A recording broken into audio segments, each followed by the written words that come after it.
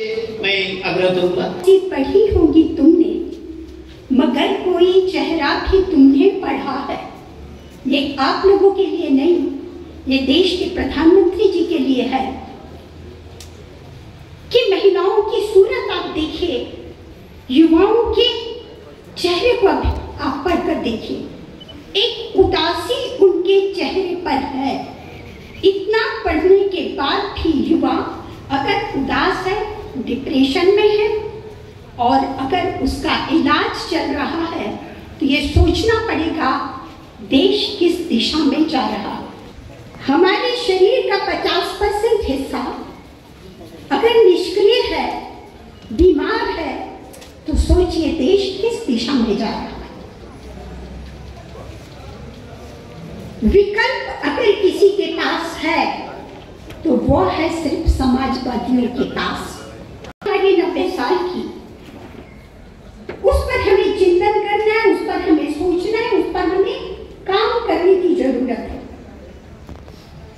मैं बात करूंगी कमला देवी चट्टोपाध्याय जी की। विषम परिस्थितियों में वो आगे बढ़ी और देश को वो जो दे के गई है, आज हमें उसके पालन करने की जरूरत है। जिस हथकरघा उद्योग के लिए उन्होंने अपना जीवन लगाया, वो आज हथकरघा उद्योग कहां पर आकर खड़ा है और किसने उस हथकरघा उद्योग को निकल लिया। हथकरघा मां के नाम पर जानी जाती थी कमला देवी जी। जब उनके निकलते थे, उनके पैरों पर अपनी पगड़ी रखते थे और कमला जी, जिनका बहुत सुखी जीवन था, वो लंदन में अपने पति के साथ बहुत बढ़िया जिंदगी जी रही थी, पर उन्हें लगा नहीं, मेरी आवश्यकता मेरे देश को है, वो उस देश में आई। उस समय चल रहा था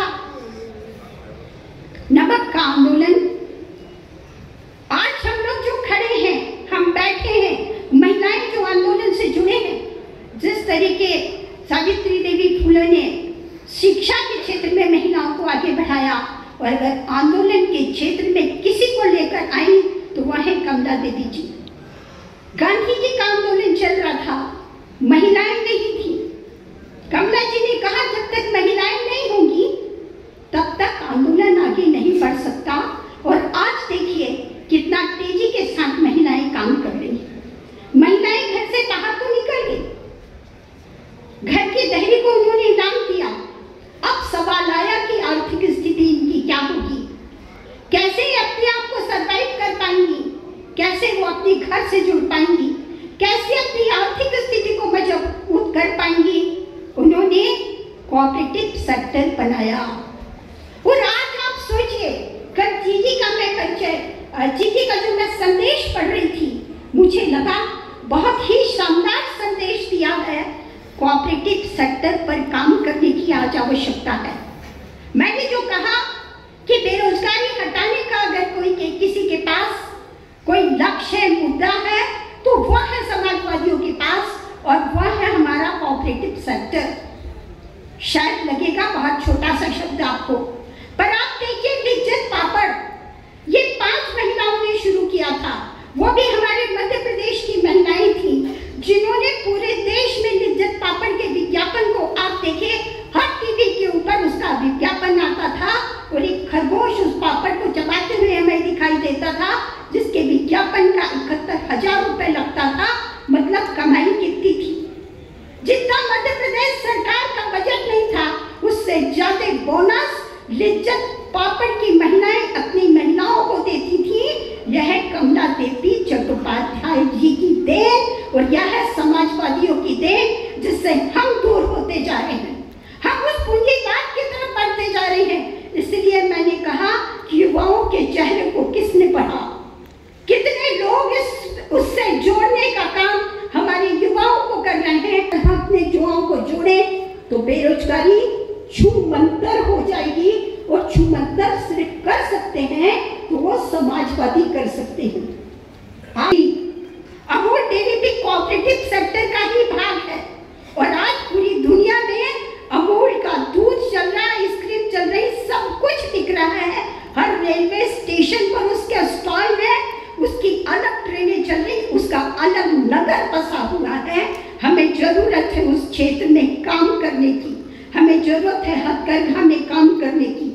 अगर आपने नहीं पकड़ा तो अंबानी को तो कांग्रेस ने पकड़ा दिया।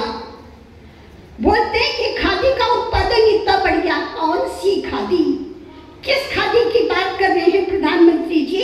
ये वो हैंडलूम वाली खादी नहीं है, ये हथकरघा वाली खादी नहीं है, ये अंबानी वाली खादी है जो रईस लोग पहनने का काम कर सकते हैं। गरीब को रोजगार नहीं मिल रहा है, और अगर रोजगार दिलाना है और बुनकर को जिंदा रखना है तो आपको हथकरघा उद्योग की तरफ जाना होगा।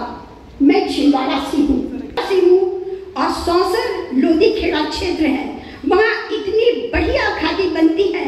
लेनिन का कपड़ा आप देखिए, आप लेनिन यानी जो अलसी के उससे बना हुआ उस खादी को आप देखिए।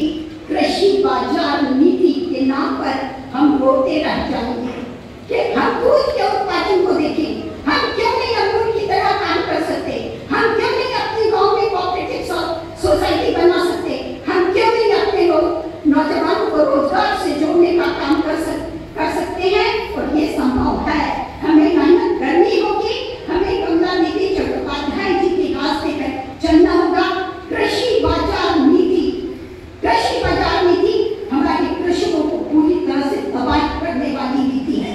अगर अमेरिका से आने वाला कपास अगर आएगा तो भारत का कपास पैदा करने वाला किसान कहा जाएगा, यह बात उनको सोचनी पड़ेगी कि एशिया का सबसे टॉप क्लास कपास पैदा करने वाले लोग कहां पर जाएंगे।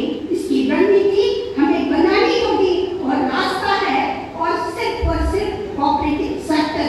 हमें उसी तरह से हमें अपने मक्के की खरीदी करनी पड़ेगी, क्योंकि बहुत ज्यादा तादाद में हमारे यहाँ मक्के का उत्पादन हुआ है, पर अमेरिका से 3 फसलें आ रही हैं, कपास है, सोयाबीन है और मक्का है। ये 3 चीजें प्रधानमंत्री जी एग्रीमेंट कर चुके हैं, और इसके पहले हमें अपना संगठन बनाकर अपने किसानों के माल को खरीदना होगा ताकि हमारा किसान भी बच सके, हमारी महिलाएं भी बच सके। कि कोई चेहरा भी आपने पढ़ा है महिलाओं की? सोच लीजिए कि यहाँ पर बैठी हम नेट चला रहे हैं तो पूरे देश की महिला नेट चला रही है और देश और दुनिया से जुड़ी है? बिल्कुल नहीं। 3% महिलाएं ही देश और दुनिया से जुड़ी हैं, बाकी की क्या स्थिति है आप देख रहे हैं। संपत्ति पर अधिकार देने का कानून सरकार ने बना दिया। बेटी को माँ के घर से खत्म। माँ और भाई ये कहेगा कि अगर माँ से रिश्ता चाहिए, पिता से रिश्ता चाहिए, मायके से रिश्ता चाहिए तो संपत्ति नहीं लेनी पड़ेगी। और जिस दिन बेटी ने संपत्ति पर अधिकार मांगा उस दिन उसके माँ के घर के रास्ते बंद हैं। संपत्ति के नाम पर अगर कोई महिला को कुछ मिलता है वह है स्त्री धन, और वो स्त्री धन भी क्या है? जो शादी के समय वर और वधू पक्ष से अगर कुछ मिला वही स्त्री धन है, और वो भी उसको नहीं मिलता, वह भी ससुराल वाले अपने कब्जे में रखते हैं। बेटी जाए तो जाए कहाँ, महिला जाए तो जाए कहाँ। फिर आरोप लगता है 1200 रुपए लेकर ये भारतीय जनता पार्टी के साथ खड़ी है। सोचना हमको पड़ेगा, उधर उंगली की अपेक्षा पहले हमें अपनी तरफ उंगली उठानी पड़ेगी। बेटियों के लिए, बहुओं के लिए, महिलाओं के लिए हम क्या कर रहे हैं? हम क्यों नहीं उन्हें अपना अधिकार देते? एक करोड़पति भी है, हर रोज 1 लाख रुपए कमा के ला रहा है, और 1 लाख रुपए उसके पत्नी को दिया, तीसरे दिन मांगेगा वो 1 लाख रुपए दिया था मैंने, मुझे वापस है।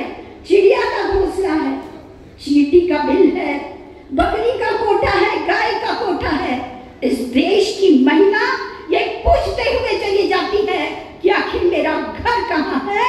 यह बात समाजवादियों को सोचनी होगी, और बराबरी के दर्जे के लिए हमें संघर्ष करना होगा अगर हम समाजवाद लाना चाहते हैं तो। और पूंजीवाद का तोड़ भी ये महिलाएं हैं। जाना होगा उनके बीच, रखना होगी उनके लिए बातें, करना होगा उनके लिए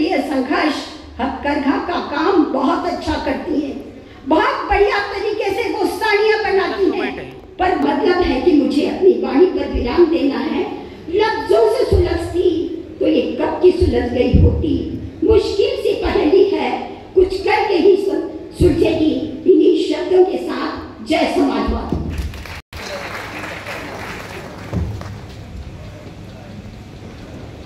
बहुत